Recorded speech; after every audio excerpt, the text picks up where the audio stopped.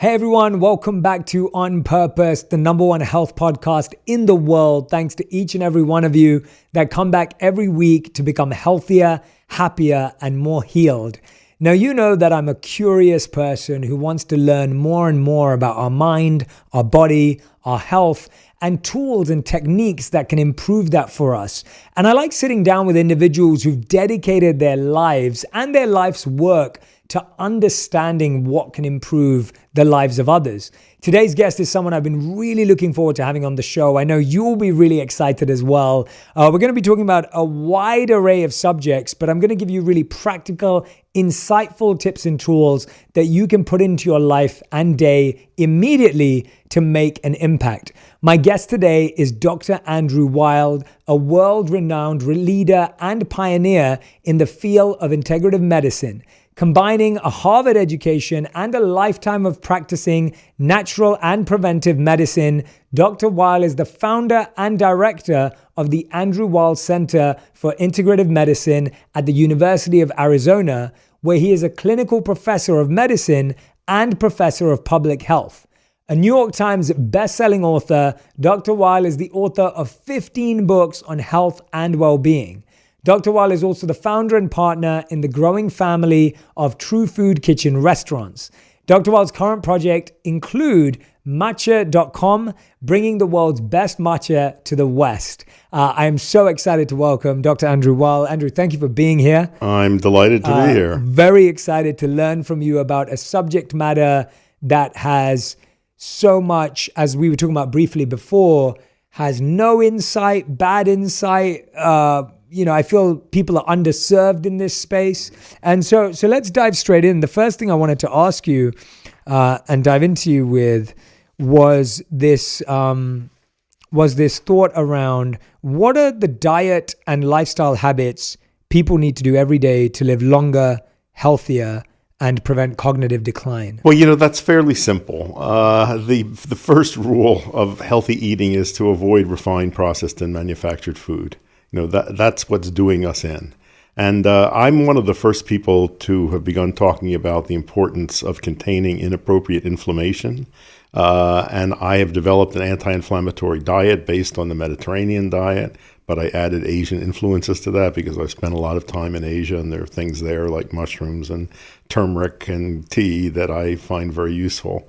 But it really there's more and more evidence that chronic low-level inappropriate inflammation is the root cause of most of the serious diseases that do people in prematurely. So containing inflammation is very important, and diet has a major influence there. But again, the first step of an anti-inflammatory diet is to try to eliminate refined, processed, and manufactured foods. In terms of other lifestyle practices, basic ones: maintain physical activity throughout life, get good rest and sleep, learn and practice some methods of neutralizing the harmful effects of stress on the mind and the body, maintaining good relationships, especially spending time with people in whose company you feel more positive. Those are very simple steps. As for cognitive decline, this is of great concern to many people, because we all know people who have experienced cognitive decline, and we want to avoid that. So I think two very practical pieces of advice. One is don't get hit in the head.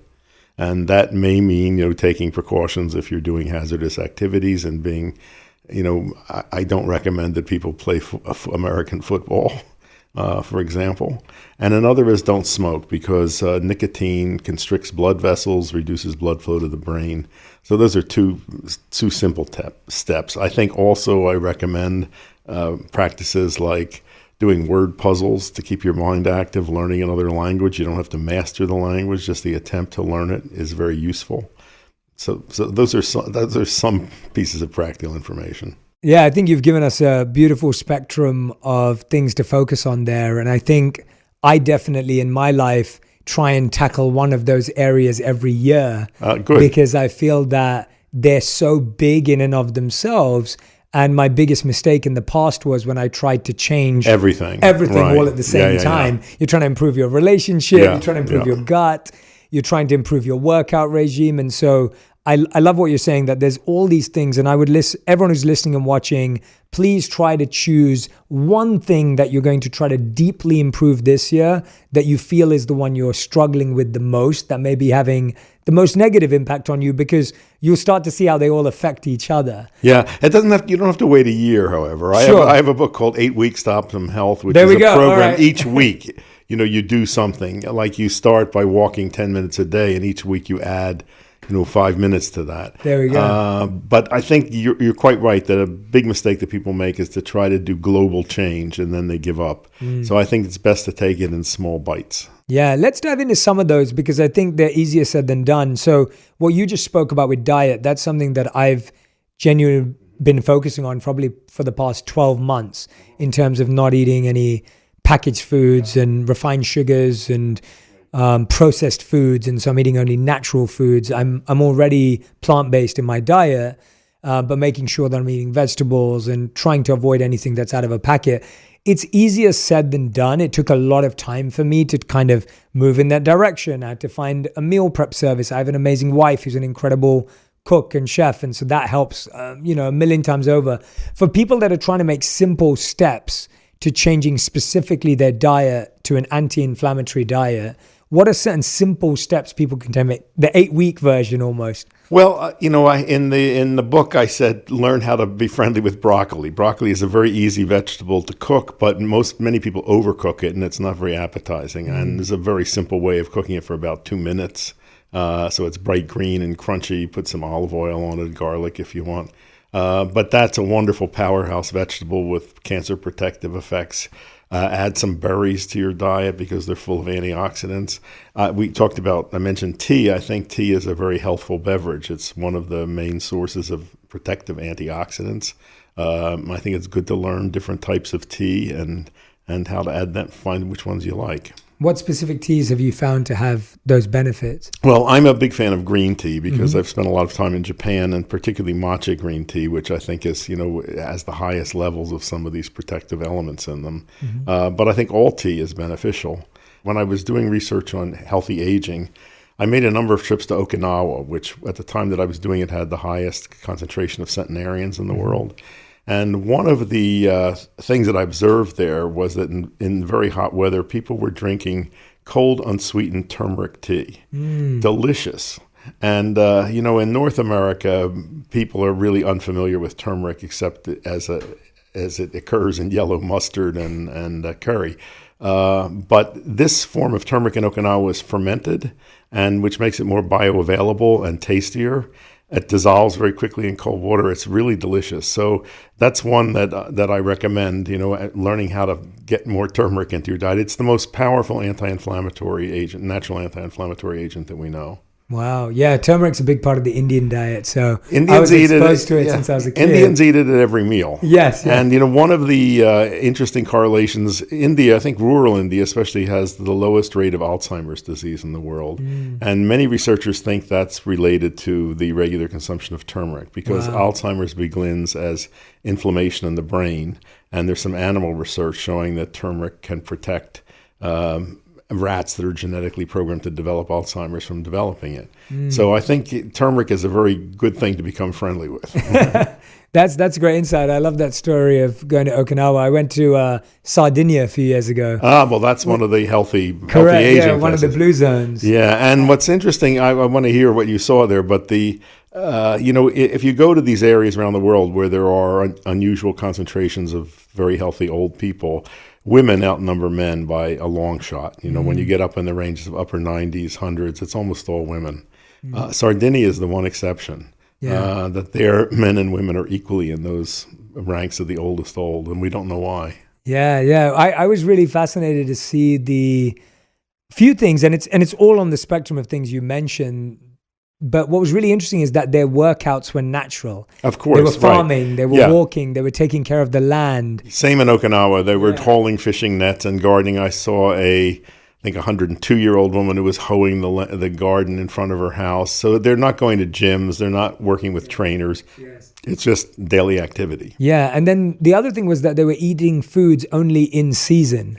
So everything was picked locally. Everything was locally grown or locally found. And they weren't eating things that were just artificially available. And what about social connectedness? I mean, that was a big part of it. I mean, people were living in bigger families or living closer by to families with children. So children weren't just being raised by 2 people, but by 10 people. And every evening and even during the middle of the day, they would get together. And I think that's very important. The MacArthur Foundation some years ago did a study of successful aging. They identified a population of people they considered successful agers, and then they looked to see what were the outstanding commonalities.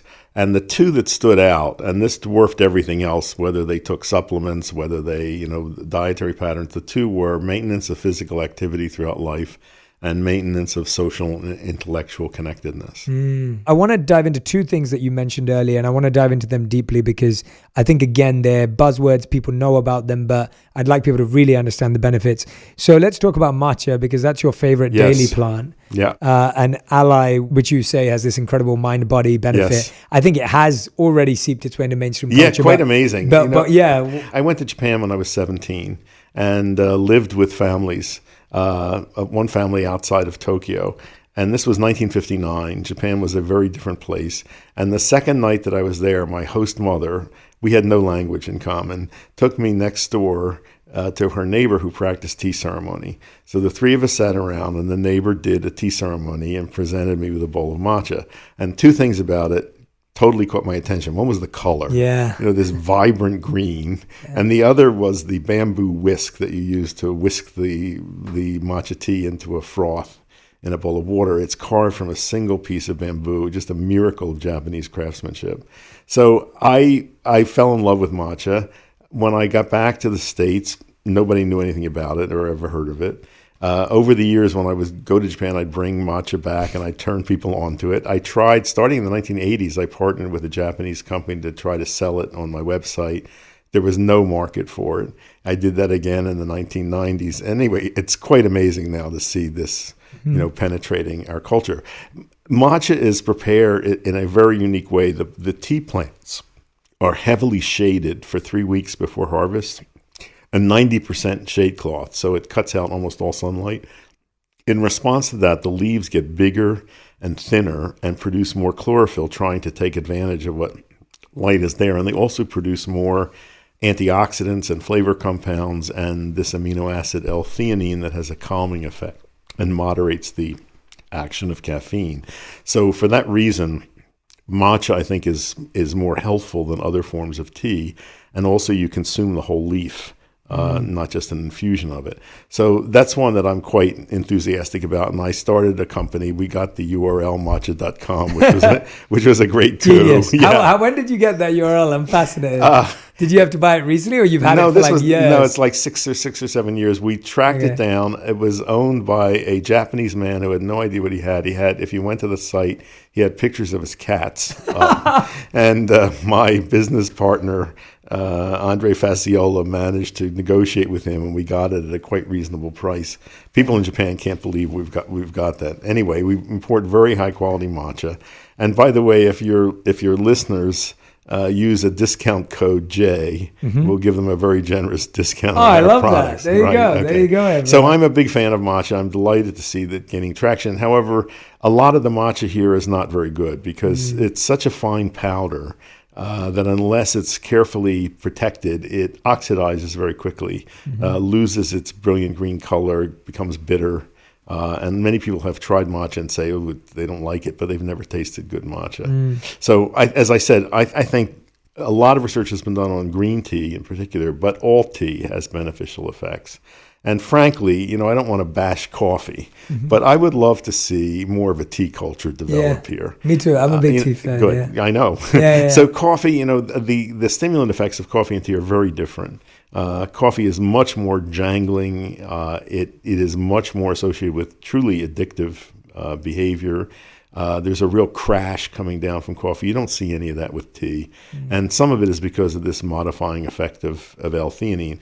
But also, I find it interesting that historically and culturally, the associations with coffee was always associated with kind of argumentative behavior, loud, raucous gatherings of people, political activism, whereas tea, the historical associations are much more with contemplation, meditation.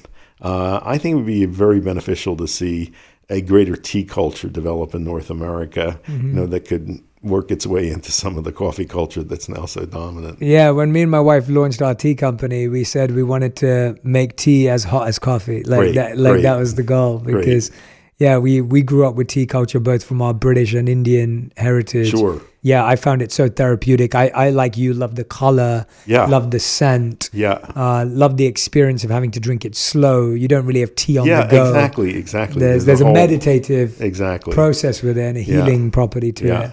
And it's a big change. When I was growing up, tea was what old people and sick people drank in this country. And it's wonderful to see that change now. Yeah, absolutely. And the other one that I wanted to ask you about was the green Mediterranean diet. Yes, this is interesting. It's just recently been in the news. We have so much scientific evidence for the benefits of the Mediterranean diet in terms of longevity, overall lowest risks of disease.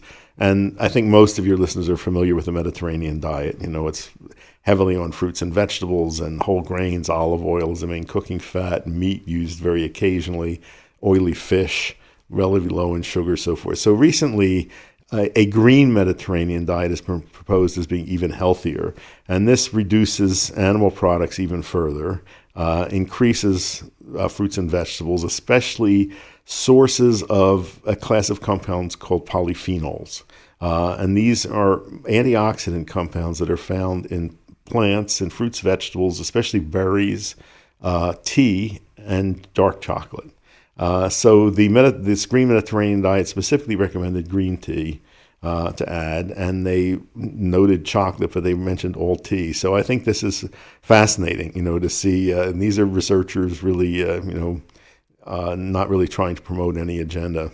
Yeah. Has your work led to any of the research that I'm recently seeing around like canola oil, palm oil, and the negative harmful effects versus what now I'm only eating in is avocado oil and olive oil. Yep. As my primary There's one oil. other that you should check out is algae oil, if you don't know about that. I didn't. Yeah, no. This is a new product that's out there, and it's made through culture. It's called cultured oil, and it's microorganisms that have been altered to produce oil, which is almost all monounsaturated fat, has a very high smoke point, neutral taste, and also has one of the omega-3 fatty acids in it. So that's another choice. But those are the ones I use also, avocado and olive. And what are some of the harmful effects of the canola, palm oil?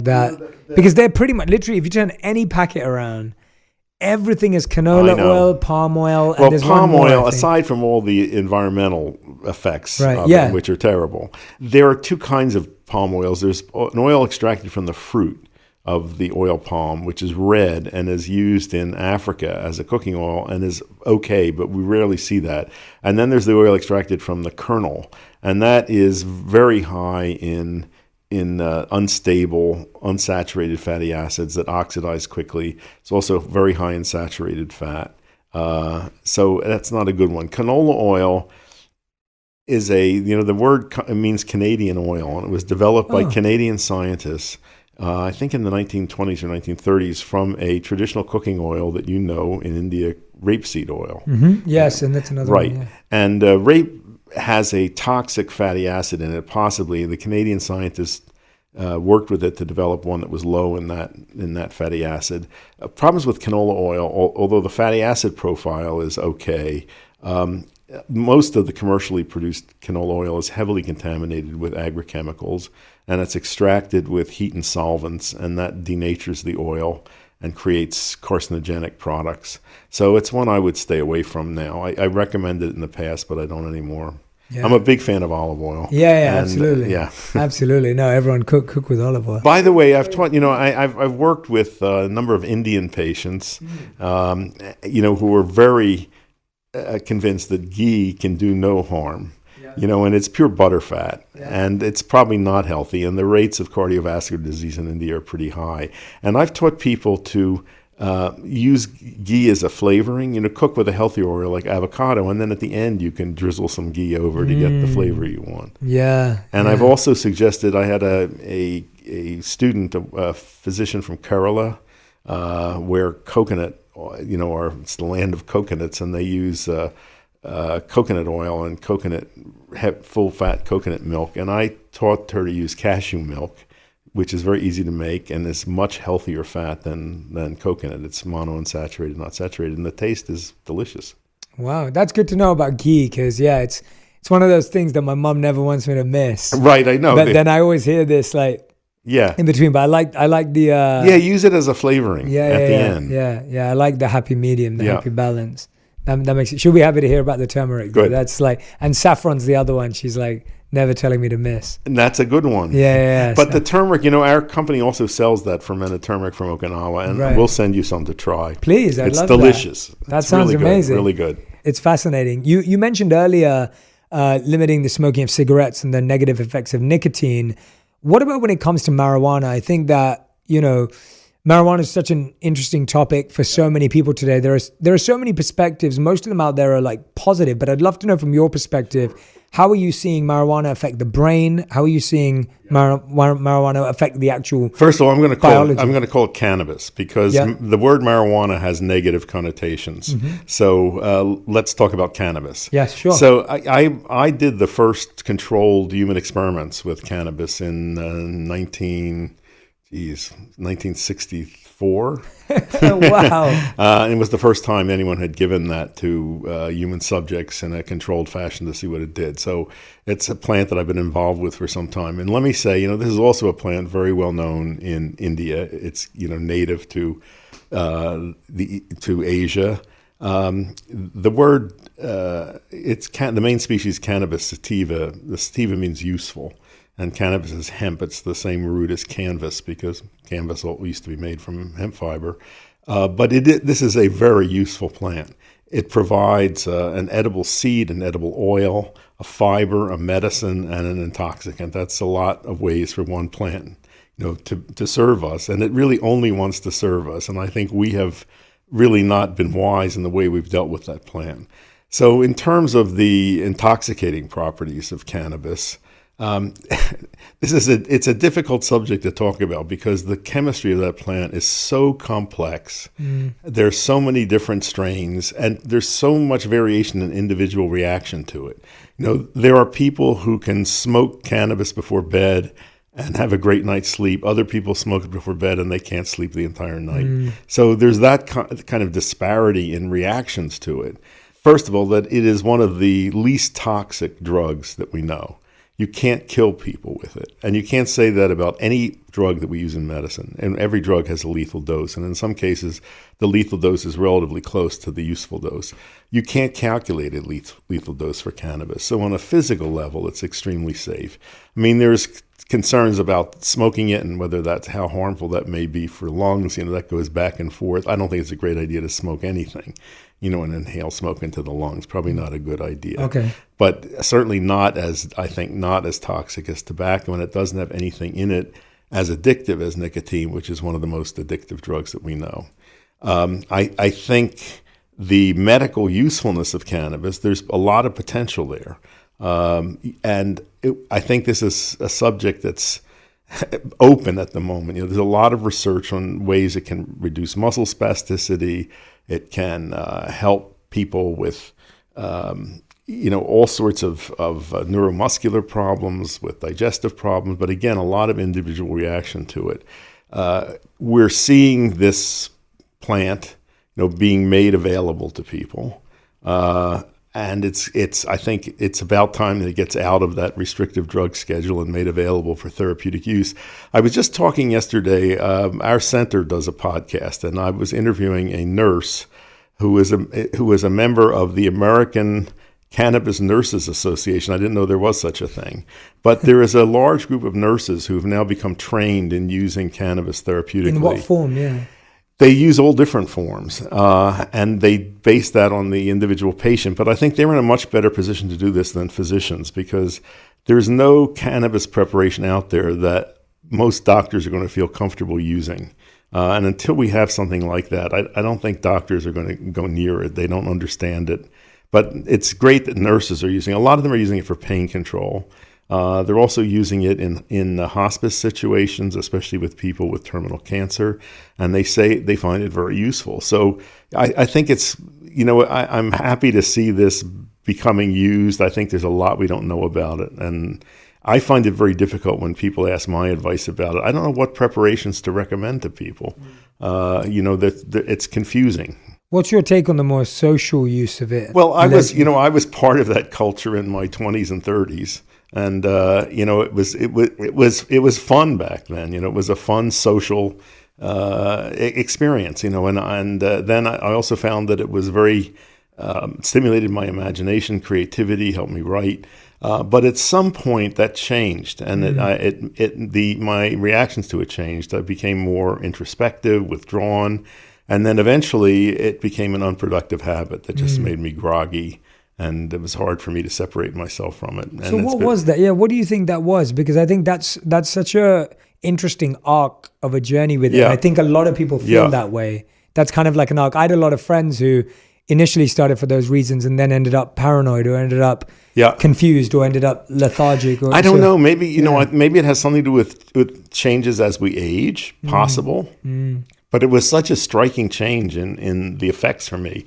So something that I thought of as an ally that was helping me, really, it ceased being that. Yeah. Okay. That's really interesting to know because, I feel I had a lot of friends in the same bucket. I never really dabbled with it deeply, but in my brief experiences, it was very brief experiences. It was far more the creative or the spark, but I never got deep into it, but my friends who did, they went on the same arc. So that's interesting. And I don't know, I have not seen anyone write about that or talk about that or investigate what the cause of that is. Yeah.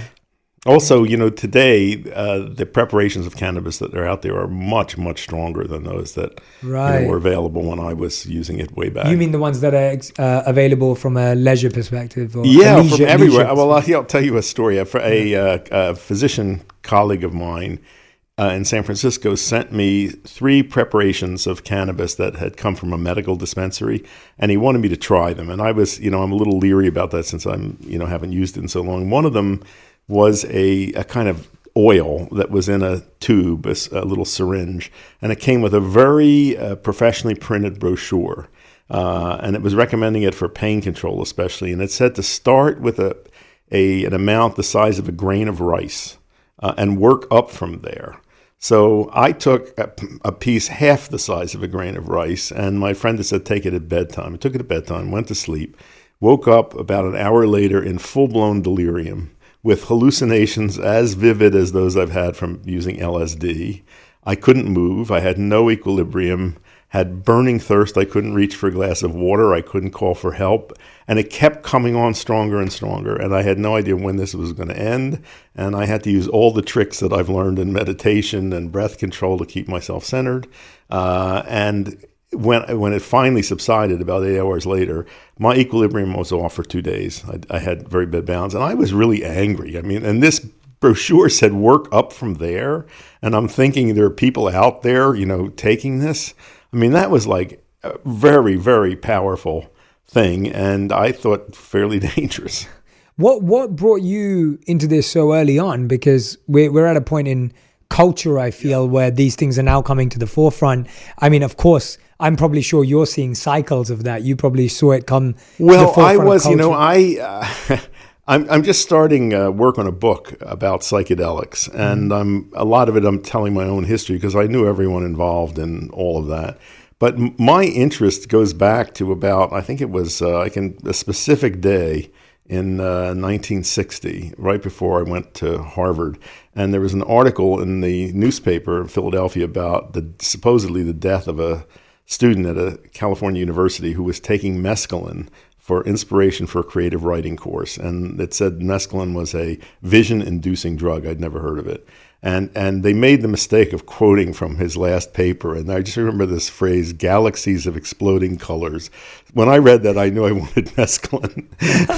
So I inquired about it. I came across Aldous Huxley's book, The Doors of Perception, which had been written a few years before. And when I got to Harvard, I had the very good fortune to become associated with Richard Evans Schultes, who was the director of the Harvard Botanical Museum. And he had been one of the great explorers of the Amazon and discovered a lot of hallucinogenic plants down there. So he really, through him, I became very interested in psychedelic plants. At the same time, Richard Alpert and Timothy Leary were just starting their work with psilocybin at Harvard. These drugs were not controlled substances then. I was able to obtain mescaline from a chemical company. I took it a number of times, had interesting experience, but I was very disappointed I didn't have vision. I didn't see galaxies of exploding colors. Yeah. I was very disappointed.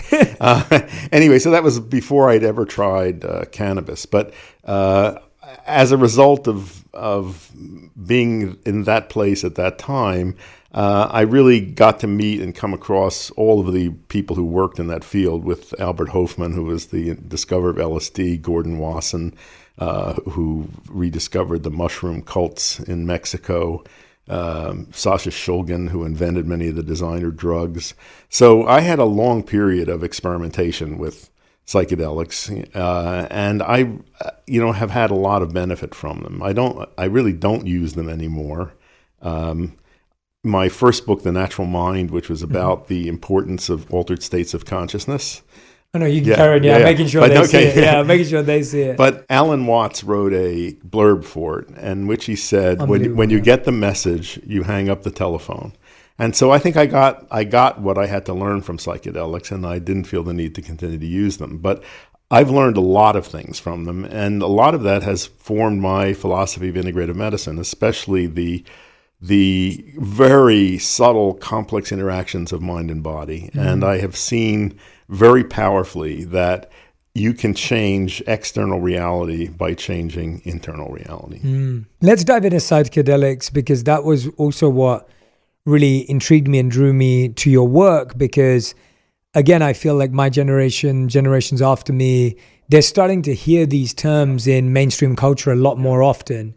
And I feel like my role is to try and find the deepest experts in this space to help everyone have as much information they can have in order to make better decisions for themselves, their friends, their family, and anyone that's there. And so I'm going to ask questions that may seem really simple and basic, but by design, because I want people. So what are psychedelics for someone who keeps hearing that term from their friends and they keep nodding along, pretending to know what that is? What does it mean, and what comes under that umbrella? The word it was a coined word, which means mind manifesting. Previously, people had called these psychotomimetic drugs, meaning they mimic psychosis, which is, a very negative term. Psychedelics are a large group of compounds, many of which are found in plants. There's one we know from an animal source. Many are synthetic or semi-synthetic drugs. They fall into two chemical families with very distinctive molecular structures. Ketamine is not a psychedelic, even though many people call it that. Cannabis is not a psychedelic. Doesn't have any chemical resemblance to that. MDMA is part of that chemical family related to mescaline, but its effects are not typical of psychedelics. It has a unique effect that makes people emotionally open. I think it is a very useful substance. I guess I would call it a psychedelic, but it's not a classic psychedelic in terms of the perceptual changes that it causes. One fact about this group of compounds is they are strikingly non-toxic physically, much as with cannabis. That's just not an issue, physical toxicity. The main dangers are psychological. And those are almost entirely results of set and setting. That is the expectation of the person taking them and the physical environment in which they're taken. So, to put it in a very crude way, if you take a very high dose of LSD on a New York subway on a day when you're feeling anxious, you're likely to have a bad trip. On the other hand, if you take the right sort of dose in nature, when you are prepared for the experience and in the company of people who can guide you in the right direction, the chances are you can have a positive experience. Mm. The penetration of psychedelics into mainstream culture at the moment is quite astonishing. Before the pandemic, I was traveling a lot and speaking in various places, and no matter what subject I was talking about, whether it was nutrition, healthy aging, integrative medicine, I would get questions about psychedelics. Where can we get them? How can we use them? How do you find somebody who can guide you? A few months ago, Vogue magazine had a cover story on psilocybin. Town and Country magazine, of all places, had an article titled "Why is everybody smoking toad venom?" I mean, it is really going mainstream in a big way, and it is absolutely absurd to have these in federal Schedule 1, which is defined as drugs that have high potential for abuse and no therapeutic potential. The therapeutic potential of these drugs is enormous. Now, there is currently a lot of research documenting benefits in mental emotional conditions, things like MDMA for PTSD and OCD, psilocybin for drug-resistant depression, for example, and treatment of addictions of various kinds. I mean, there's a long, growing list of conditions for which clearly there are good results obtained. But beyond that, I think there is a tremendous potential of these to cause spiritual awakening. Some of that has been documented at the Johns Hopkins Center for Psychedelics, which is really good. I mean, a single experience with psilocybin in people who had no sense of a spiritual dimension to life suddenly are aware of that. In my own, experimentation with them, I have had very profound realizations that my consciousness extends to everything, that everything out there is conscious, not just animate objects, but rocks and everything. And that same, whatever that is, it's in me, it's in everything, it connects me with everything. I think having that realization is one of the things that guided me in my philosophy of medicine and my methods of treating patients. I think it's also changed my attitude toward nature. And, I really, the title of the book I'm working on is Psychedelics Can Save the World. And I really believe that. And I think it may be the only thing out there that has that possibility because, we are clearly headed for disaster. And I think the only thing that can save us is a collective transformation of consciousness. I think that can result from enough individuals having a transformation of consciousness that it catalyzes some general movement. I mean, for instance, if you just look at the issue of the climate disaster that we're facing, I think if people realize that they are part of nature, that they're continuous with it, they change their behavior. That's just one example. And I saw some research recently showing that people who'd had experience with, I think it was psilocybin particularly, tend to become involved with the environmental movement. So that is the great hope that I have. So I think this could go a million different ways in terms of whether, for-profit businesses get involved, whether people are going to be using these to party. But I think it doesn't matter. I think just having these out there in the general culture and freed from that restrictive way that they've been placed, I think that holds great positive potential. You like the idea of these things becoming more mainstream and accessible and available because they have so many positive benefits. But there's a part of you that understands or is accepting of the dangers that come in with self-diagnosis and self-use, where it isn't being administered in a healthy dose or a healthy way. What are some of because like the example you gave of getting on the train, like I look at that and I go, as these things become more available, how do we stop people going off the edge because they don't know how to administer and monitor and actually... Well, I would say by training as many people as we can to be guides, right, who will behave in an ethical fashion and are experienced and can structure a psychedelic experience in a way to minimize any harmful potential and maximize positive potential. So there are a number of groups around the country that have training programs for psychedelic guides. We need a lot more of them. And my hope is that we'll start to see that. Yeah, because I do worry that I love the benefits of so many incredible sources out there. I do worry that when people are untrained in anything that has that much power, it can be worrying too, because you could have a whole world of people who could be saved and supported, but in the wrong way could end up in a much worse place psychologically, as you said. Because there isn't that responsibility around it, if that makes sense. Would you agree? Sure. Yeah. So that's my hope, is that we'll see, some large numbers of responsibly trained people who can guide people in the right direction. Yeah, I just wanted to clarify that with you, because it's kind of how I feel about technology, right? Like if you look at technology is like a drug in one sense, in the way the chemicals that are released when we use them. It could really be likened to a drug. Obviously, it's not been talked about that way. That's not the language. We're only seeing those experiences now. And we're seeing the challenges with technology addiction. We're seeing the challenges with technology obsession and the things that come from it, whether it's envy, comparison, fear of missing out, anxiety, insecurity.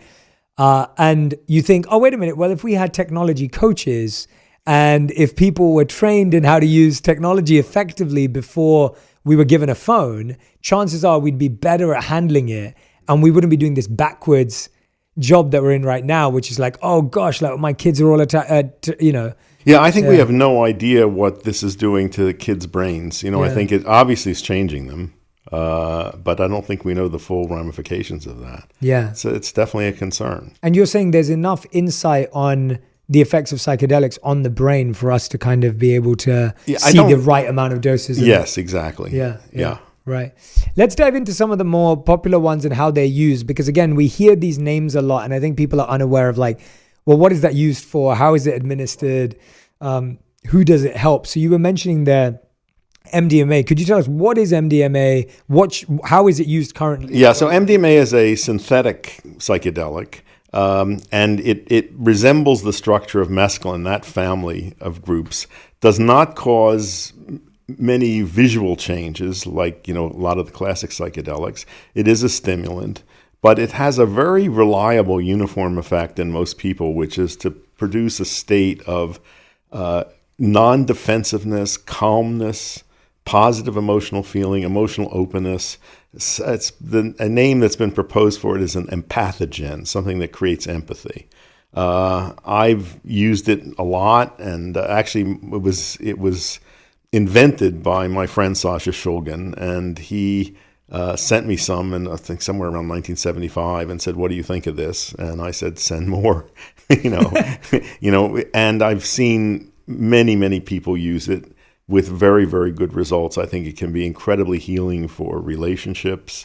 I've seen some remarkable physical changes in people with disappearance of allergies and chronic pain.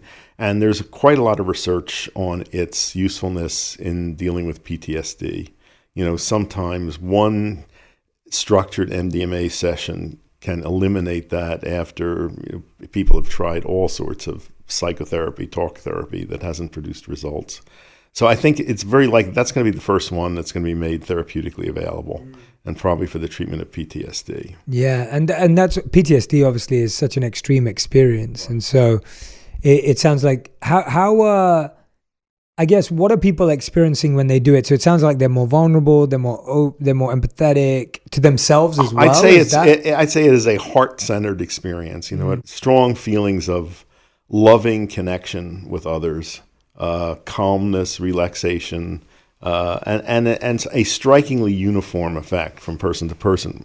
Whereas the others, a lot of the others, the classic psychedelics, there's tremendous variation in response depending on set and setting. MDMA is pretty uniform. Yeah, and again, you don't see this as something. It sounds like this is not something you do for the rest of your life. This is a medicinal almost of like there's a certain thing to treat and work through. You're working with a practitioner. Yes, you may not have to use it that many times. Right. But I think that's one that we really should have access to and use. I lived as a monk for 3 years in India. I was in a monastery where we spent hours every day deep in meditation and reflection, in the study of spiritual texts and literatures, and had very strict diets. But we were trained in the development of a lot of these, almost like the purification and the detoxing to get to compassionate and empathetic states. And so when you were describing some of your experiences, I was like, I had that experience through meditation of that connectedness with nature and with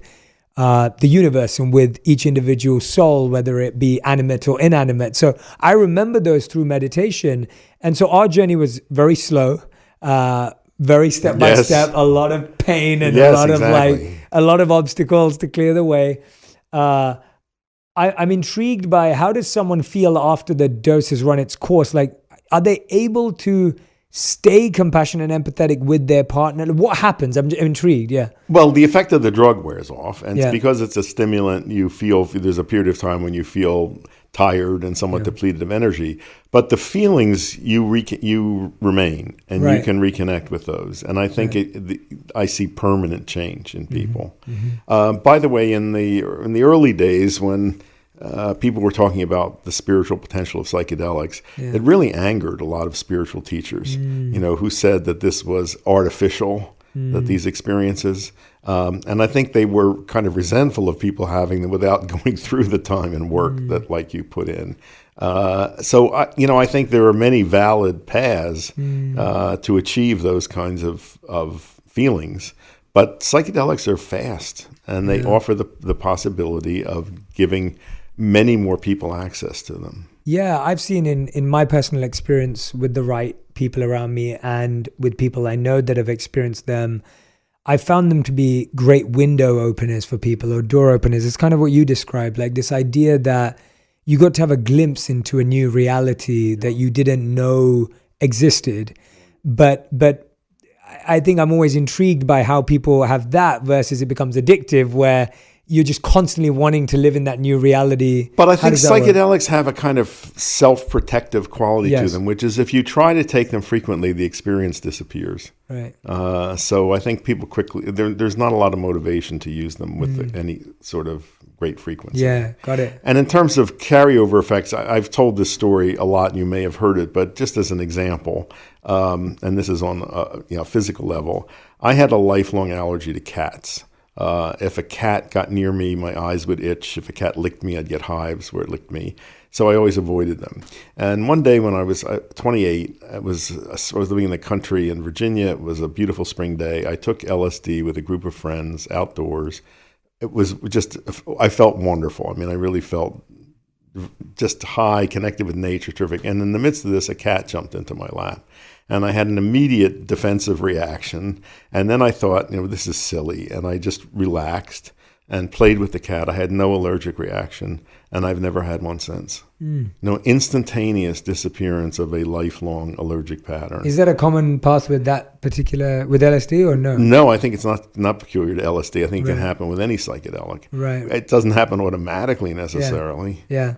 But I could imagine, Dr. Weil's allergy clinic, if these become available. Where you give people, start with a full dose and expose them to the allergen, and then like once a week you'd reduce the dose till at some point they were getting just a placebo. Yeah. I think allergies can be unlearned, and that's a powerful tool for doing it. Yeah. What are the other ones that you think are going to become more accessible? Well, psilocybin is the one that's being most researched. So this is the main compound found in the magic mushrooms, which traditionally were used by indigenous peoples in southern Mexico and Central America. There are many species of them. Some can easily be cultivated. Some grow wild, especially in the Pacific Northwest. It's a very well-known compound now, and it is being intensively studied and used, and especially for mental health conditions, for drug-resistant depression, for obsessive-compulsive disorder, for addictive disorders. It looks quite safe. It is. What's quite safe? Well, again, no physical issues with it at all. No cognitive. No, nothing. And in fact, there have been studies of people who've used these compounds quite frequently over a long lifetime, and there's been studies of their brains, and they look perfectly healthy. So I don't think there's any issues there. So this is one that I think also is going to be made therapeutically available fairly specifically soon. For mental health conditions first. Right. But I think, one that has a lot of potential uses in medicine as well. So that, a main difference between psilocybin and LSD is duration of action. LSD lasts 10 to 12 hours, which can be inconvenient. And psilocybin is 4 to 6 hours, so it's much more manageable. And some people are using it recreationally too. And yes, how do they you? are. Yeah. Well, again, I'm not going to be critical of people who do that. No. I'm not either. I'm just trying to. Yeah. Frankly, I think I'd rather have people use that than alcohol recreationally. Because it's much safer on a physical level, and probably safer on a psychological level as well. When you look at the numbers of homicides, accidental deaths that are related to alcohol. It's tremendous. And you don't see anything like that with psilocybin. Can you drive after? Well, you can. I wouldn't recommend it probably, but if somebody's familiar with it, you certainly can. Right. I mean, it doesn't impair coordination on a physical level like alcohol does. Yeah. No. And I don't have any side or any, what's the right word? Any dog in the fight. Right. I hear you. I'm asking I'm just being so curious as to I know my community would ask these questions and I'm thinking, all right, like I want them to have such a real, genuine understanding of what this is because let me talk about another compound that is of great interest is DMT. Yes, of course. Dimethyltryptamine. Yeah. So this is it's a very simple chemical compound. And it's related to serotonin, the neurotransmitter, and melatonin, the pineal hormone. It's found in many plants, especially in South America, and is used by indigenous people mostly as snuffs. They prepare powdered preparations from plants and inhale it. And often this occurs with another compound called 5-methoxy-DMT, which is the one that's found in the toad that has become toad venom. At any rate, DMT is, if you smoke it, it's a very rapid effect. Within seconds you are off in another reality, and it's extremely visual. Incredible visual trips, and then after several minutes you come back to ordinary reality. The 5-methoxy version is not visual. People describe it as a rocket ship into the void. Your ego dissolves, and when it reconstitutes, it's very pleasant. It is very likely that DMT is our endogenous psychedelic that is made by the pineal gland, and it may explain why some people have psychedelic-like experiences, whether it's from meditation or fasting or other things. It may be from release of endogenous DMT. And some people think this may also mediate the near-death experience, that so many people report. So I do believe we have an endogenous psychedelic, and it's very likely to be, DMT. Wow. Yeah, and we were talking about this earlier, and I love hearing about your travels. Have you been to the Amazon? Yes.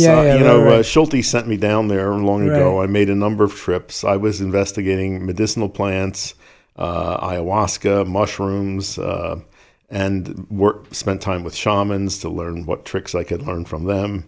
So yes, that was in the 1970s, 1980s. I made a number of trips down there. Wow. And why do the Amazonians have no problems with taking drugs like DMT? Well, this is an interesting thing. There are so many psychedelic plants and preparations in South America and in Mexico and Central America, and there are so few in the old world. There's one plant in Africa called iboga, the source of a drug called ibogaine, which has been who was using that recently, for addictive behavior. This is what's right. There's a possibility of one from India. There's been great speculation as to what this preparation soma was that's referred to in the Vedas. So there was some psychedelic preparation there. And the Eleusinian mysteries in ancient Greece involved drinking a potion that almost certainly was made from ergot. And it was a way of detoxifying that fungus and producing an LSD-like drink. But otherwise, you've got this huge abundance of psychedelic preparations in the New World. It doesn't make botanical sense that there'd be that disparity. So it must be something about the people. In the old world, in Africa and Asia, people, I think, are as drawn to altered states of consciousness, but they get into them, especially in Africa, through drumming, prolonged wakefulness, dancing, rather than taking substances. Yeah. So is that the difference that you see in how we take them and how they take them? And culturally, right. But if you look at the indigenous peoples in South America and the Amazon, especially, they are always used ritually. They're often, under the direction of shamans who are trained, sacred way. Trained in their use. Yeah, absolutely.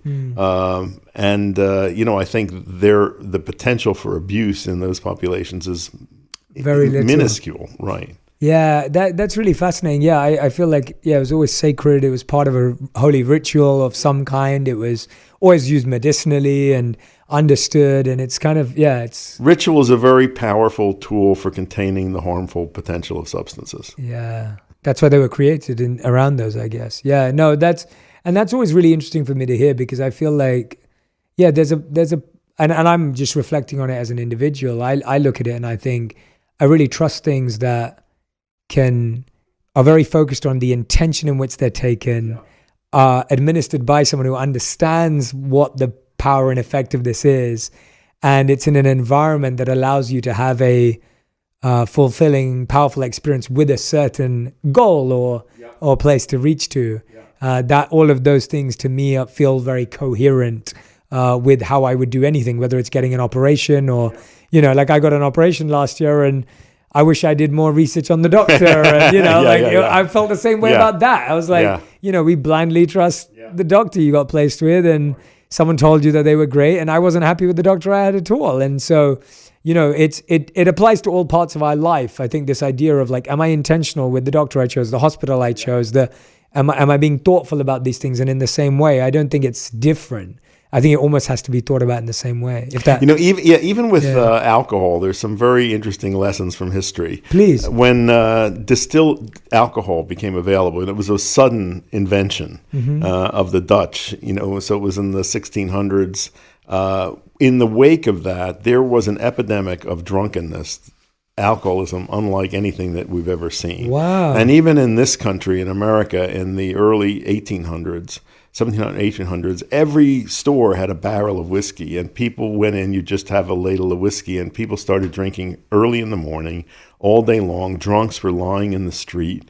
It was an uncontrollable epidemic of alcoholism. And gradually, over several decades, there was a social consensus that grew up that it was unseemly to be drunk, and that rituals grew up around the use of distilled alcohol, one of which is a cocktail party, which is not going to happen at 10 in the morning. We're going to do this late in the day. There'll be food present and friends present, and it's for social, as a social lubricant. And that kind of conscious use and ritual helped contain the negative possibilities that could result from such a strong drug. Right. And of course, I mean, with alcohol, there's so many proven negatives and issues even now, whether it's gut, brain, et cetera, et cetera. Yeah. Could you talk about some of those just so that we... Well, alcohol, it is extremely toxic to the brain and to the liver. And there's arguments go back and forth. That's it. Whether a moderate consumption of alcohol is beneficial.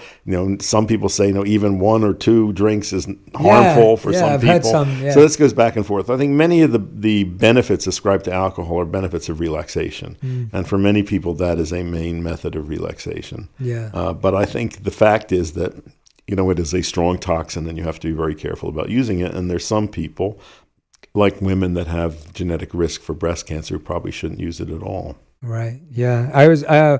This fascinated me when I was looking at your work. Your book, Chocolate to Morphine, was pivotal and often the most stolen books in colleges in the last 40 years. Could you tell us a bit about...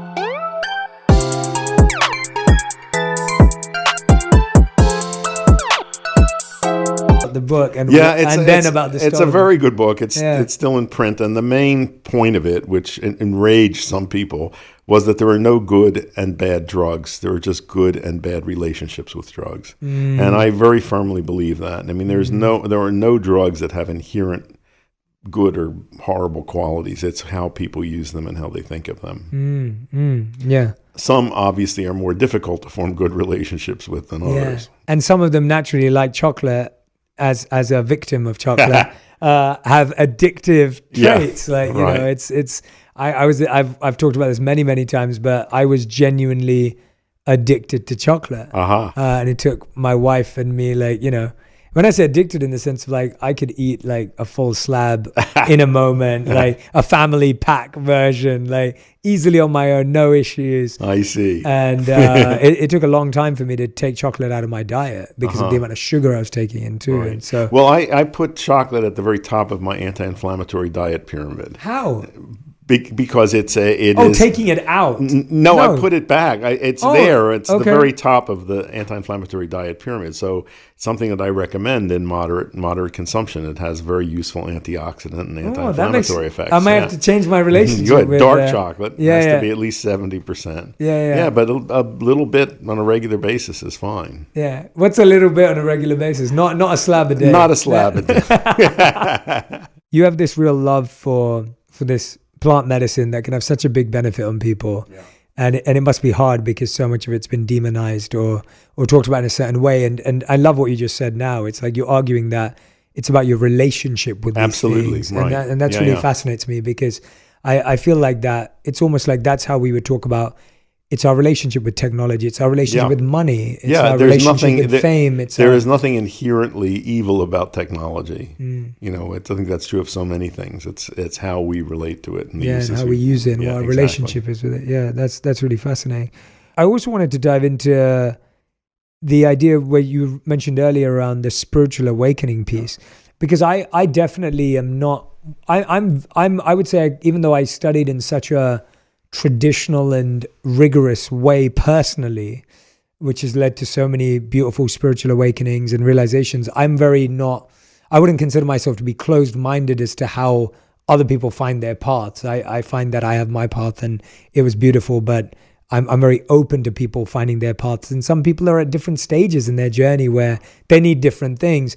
Could you walk me through what specifically been used in a spiritual way and what have been some of the results? Well, first of all, let me say for me, spirituality means being aware of and acknowledging the non-material aspect of existence. Yes. Working in the medical field, I am so aware of and frustrated by the power of the materialistic paradigm. You know, that many scientists and many physicians don't believe in anything that's not physical.